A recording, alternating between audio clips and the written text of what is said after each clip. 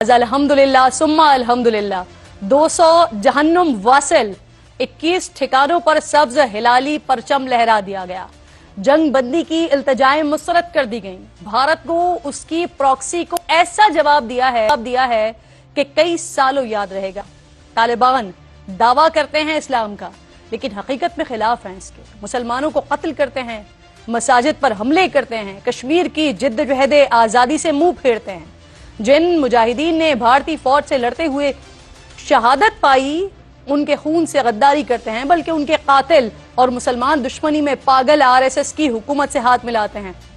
आप जिस रसूल खुदा सल्लल्लाहु अलैहि वसल्लम का नाम लेते हैं, भारतीय सरकार को वो तो गवारा नहीं है। आई लव मोहम्मद सल्लल्लाहु अलैहि वसल्लम कहने पर मुसलमानों को जेलों में डाला जाता है, लेकिन अफसोस सद अफसोस आपको ये नजर नहीं आता। आपके इस्लाम की जो हकीकत है ना, वो सिर्फ इतनी है कि आपके उबूरी वजीर खारजा मीर खान मुत्तकी भारत में बैठकर जुमे को प्रेस कॉन्फ्रेंस करते हैं, उसमें खवातीन सहाफियों को शिरकत की इजाजत नहीं दी जाती, लेकिन सिर्फ 2 दिन बाद ही इतवार की प्रेस कॉन्फ्रेंस में खवातीन की शिरकत हलाल हो जाती है। अब या कोई पूछे ना आपसे, अमीर साहब क्या 2 दिन में इस्लामी अहकामात या फिर इस्लामी उसूल बदल गए? मुत्तकी साहब, आपने पाकिस्तान को धमकी देते हुए कहा कि छेड़ने से पहले अमेरिका, नेटो और सोवियत यूनियन से पूछ लें। आप ये मशवरा पाकिस्तान को देने के बजाय ना, अगर खुद सोवियत यूनियन से पूछ लेते तो पता लग जाता आपको कि इस जंग में पाकिस्तान ने क्या किरदार अदा किया। तालिबान तो उस वक्त कहीं मौजूद नहीं थे, आप तो वजूद में ही सोवियत जंग के बाद आए हैं। हक्कानी नेटवर्क की कहानियां तो आज भी अमरीकियों और नेटो अफवाज को अजबर हैं। हमारी मदद और आपके साथ देने की जो दास्तान है ना, वो तो बड़ी तवील है, लेकिन आपके धोखे और पीठ में खंजर घोंपने की हरकतों ने इस दास्तान को और इस ताल्लुक को धुंधला दिया है। जहां बैठकर आप पाकिस्तान को ये मशवरे दे रहे थे ना, मशवरे देने के बजाय उन्हीं से पूछ लेते ना।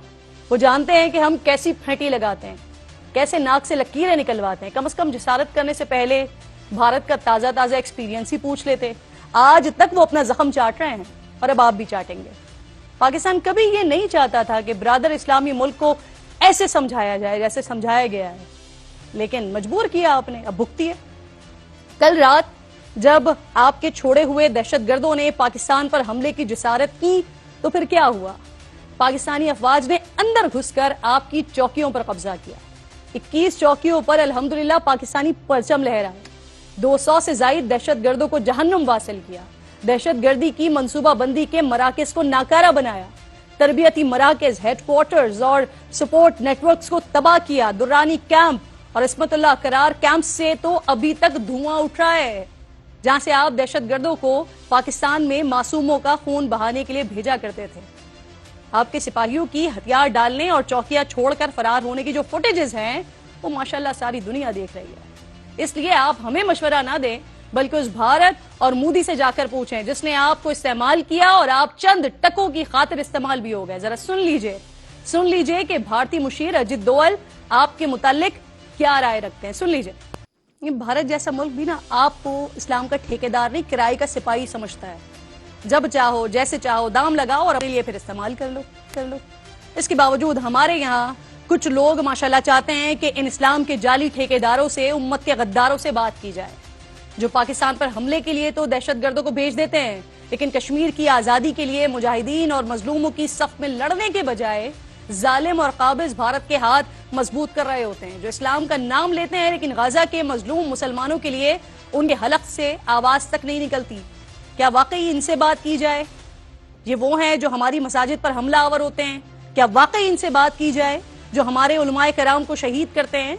क्या वाकई इनसे बात की जाए जो हमारे तालीमी इदारों में मासूमों को निशाना बनाते हैं? क्या वाकई बात की जाए इनसे जो बच्चियों को तालीम हासिल करने से रोकते हैं? क्या वाकई इनसे बात कर ली जाए जो हमारे बाजारों में बम धमाके करते हैं?